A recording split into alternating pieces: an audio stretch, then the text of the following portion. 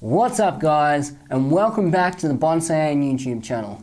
I'm Josh, and today we're going to be talking about this Ficus Benjimina, which I recently purchased that has some problems with it.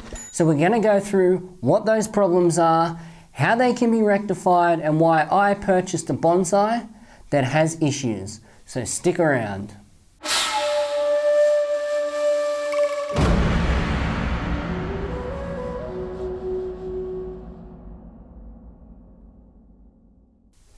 Okay, so as mentioned, I recently purchased this Ficus Benjimina, and when I looked at the tree, I seen that there were some problems with the tree.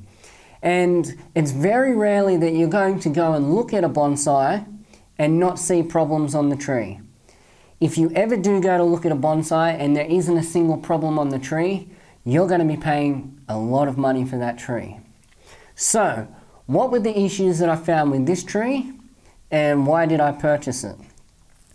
Now, a few of the issues, I'll start from the bottom, okay? Now, just before I bought this tree, it was repotted, freshly repotted. Now, it was repotted into a general potting mix.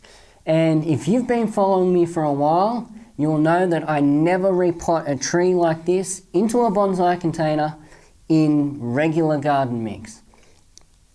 I would have put something like this in an Akadama pumice mix because this tree is absolutely ready for refinement work, okay?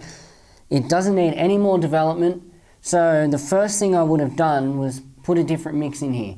But because at the time of purchase it had already been freshly repotted because I had bought this tree in the summer, I couldn't repot it again. So I'm going to wait till the weather warms up next season and I'll do the repot then. It'll be fine in it for now. The soil that's in there does get a bit cloggy. It holds a lot of moisture, but the tree won't suffer too bad for now. It's going to be going into some winter protection because we're in winter here now in Australia. So that shouldn't be too much of an issue. Okay, so the next issue this tree had was mainly up in the canopy, okay? I'll throw up a photo now of the tree when I first purchased it. And as you can see, the canopy of the tree was quite thick and had just been let grow out. Okay, so as we look at this tree as it sits right now, I've already done some work to this tree quite a few months ago. So as you can see up in here, you'll see parts where I've got cut putty, where I made some larger cuts. But the main issue was up in the top of the tree, there was very thick branching. Now we know in bonsai that if we want to create a really nice tree, we want the bottom of the tree to be nice and thick, and as we work our way up the tree, we want the tree to get thinner and thinner. So cutting off some of the larger pieces was a must, and that was the first thing that I did, which you can see here. But now that it's all grown back again, the next thing we've got to work on is any of the branching that's up in the apex. We need to work on getting that thinned out, getting some thinner growth up there, and then with that thinner growth we need to get that ramified. So there's still quite a few thick pieces up in the top of this tree. As mentioned, we're in winter now. It's a great time to be pruning these because you won't get as much sap bleed out. So today we're going to cut out some of the tops. But one other issue that I had with this tree was some of these side branches that we have here. They need to be brought down a bit because as you can see, there's no real shape to the tree. It's kind of just a trunk and then a ball of foliage on top. There's no real definition to the shape. So some of these branches really need to be brought down. Branch on this side needs to be brought down. Some of the branches up here need to be wired out. And I couldn't really do that at the time of purchase because the tree was growing way too rapidly, too much wire bite, and the branches would not have set in time. So what I'll do now for you guys, I'll just give you a quick spin of the tree so you can see the whole thing. It is quite a nice tree. And if you guys happen to have watched my last video on the bonsai roadmap, you'll know something in there that I mentioned that was very, very important in the development of the tree. And at the start of this video, I told you that I was going to let you know why I bought this tree, even though that I knew it had faults. And the reason why I bought this tree, and this goes back to the last video, the reason why I bought this tree with faults is because the Tashiagari, so the root base, the movement and thickness in the trunk, that's fine. This part of the tree, I've got no problem in that. It's got character, it's got some deadwood, it's got some openings here. So all that is fine. All this other stuff that I've mentioned, the potting mix, the thickness of the branches on top of the tree and some wiring work, we can fix that. So that's the reason I purchased a tree with faults. So just because you look at something at the time and you think, there's a few issues there, if they can be fixed, then you can buy the tree and fix it. If it's something to do in the Tashiagari, if this had like really bad root flare or something really awful inside the first part of this trunk, it would have been so much harder to fix. So that's why I purchased this tree. And I just want to give a shout out to my buddy Scott, who came with me when I bought this tree, and he nursed this thing all the way home. It was about an hour and a half trip. He had this thing on his lap the whole way home because we had the Jeep absolutely full of stuff. So shout out to my buddy Scott. Thanks for your great work, mate. Anyway, what I'm going to do now is I'm going to start working on this tree. I'll play some close-up footage of you, and let's see if we can bring this tree back to life.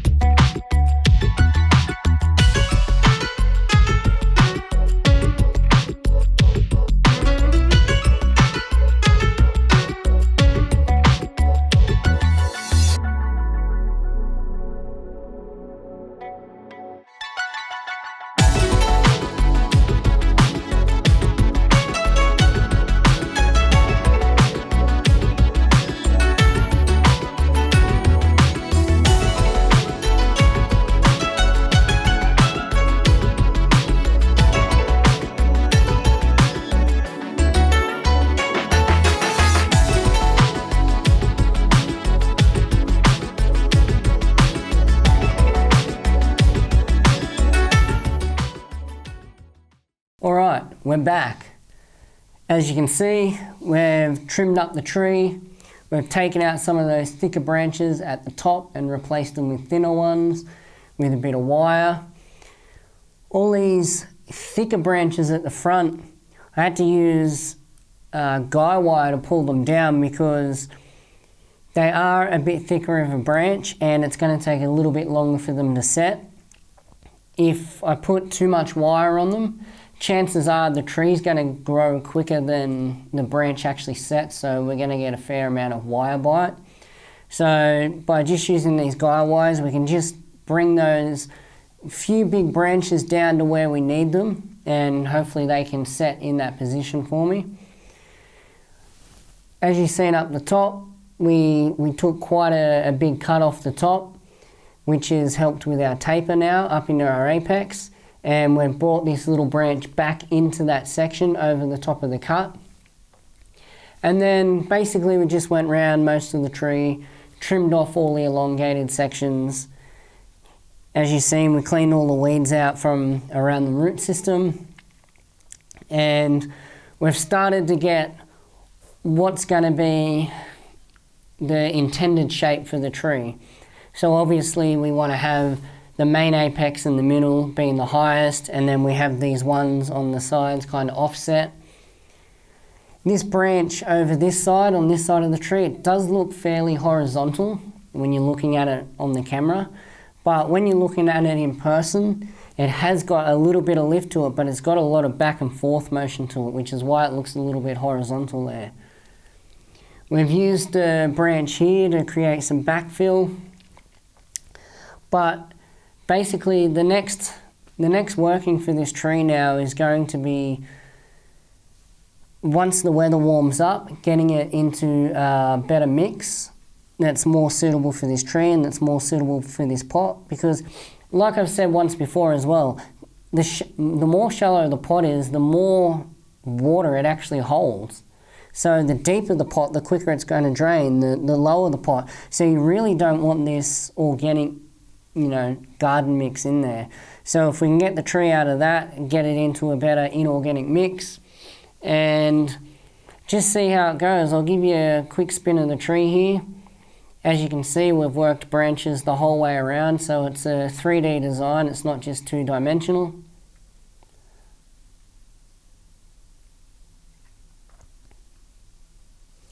And there it is, my Ficus Benjimina. And this is the only ficus that I have in my collection. Now, my partner Amber, she has a ficus, she has a tiger bark fig. And our son Jasper, he also has a tiger bark, just a little one. But for me personally, this is the only one in my collection. It may well be the only one I ever have in my collection. People that know me know that I don't really work on figs too often. They're not exactly one of my favourite species. If you've got one of these, you'll know that they grow like absolute crazy. They will keep you busy all times of the year. But this one here, I couldn't resist it. It had a really nice Tashiagari, so fix up these few little problems that it does have, and we will see how it progresses right here on Bonsai-En. We'll keep you updated on the tree, on the work that we do. And it's yet to see whether or not I keep it in this pot too, because as I said, it was freshly potted up when I got it, and this was the pot that was chosen for it. So we'll see whether this one remains the pot for this tree or whether we get something different for it. But that's it for today's video. I really hope you enjoyed that. I hope you enjoyed that montage in the middle there and a little bit of the explanation at the start of the video. Like always, if you can like, subscribe and share, that helps this channel greatly. We do have merchandise available at www.bonsai-enmerch.com, and we also do have a free trial to our premium blog where we release new educational articles every week. So there's a free trial to that down in the description below.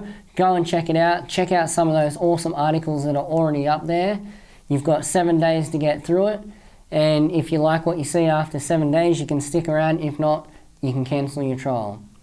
But until next time, I'm Josh here at Bonsai-En. Enjoy your bonsai journey.